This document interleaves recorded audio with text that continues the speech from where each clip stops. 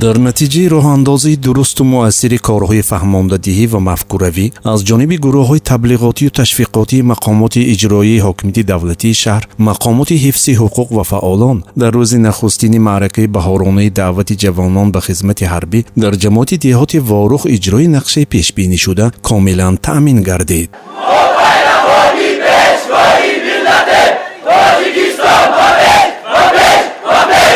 خدمت در صف ارتش ملی مایه افتخار هر جوانمرد است. خدمت به وطن مادر این قرض است و هم فرض. شخصی که وطنش را دوست می‌دارد، مادرش را دوست می‌دارد، باید به خدمت حربی رود. جوانان باید قرض فرزندی خود را در نزد وطن اجرا نمایند.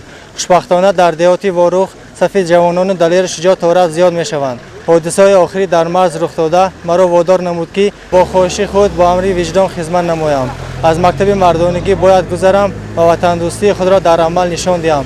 زیرا در حالت ضروری وطنم را حمایت کرده توانم. در اینجا به مناسبت گسیل گروه جوانان وطن دوست و شجاعتمند دیار که با امر دل و وجدان عزم خدمت وطن مادر را اختیار کردند، جمع آمدی با تنتنه برگزار گردید. رئیس شهر بهاودین بهادرزاده با برابری اظهار سپاس و تمنیات نیک به نواسکران خدمت به وطن مادر را رسالت فرزندی و قرض شهروندی ارزیابی کرده از توجه راهبریت مملکت بابت مهیا نمودن شرایط‌های خوب خدمت و زیست سربازان و افسران در صف‌های قوه‌های مسلح کشور یادآور شد. امروز جوانان با ننگ و ناموس ما ضرورت و اهمیت حمایت مرز و بوم وطن، منفعت‌های دولت و خلق کشور را درک می‌کنند. اختیاری به صف ارتش ملی آمدن جوانان دیه پدیده سروربخش بوده شهادت آن است که جوانان ما بهر حمایت مرز و بوم اجدادی خویش، تحکیم صلح و آسایشتگی و دستگیری سیاست اساسگذار صلح و وحدت ملی پیشوای ملت پرزیدنت جمهوری تاجیکستان محترم امامعلی رحمان همه طرفه آماده اند، تاکید نمود بهاودین بهادرزاده.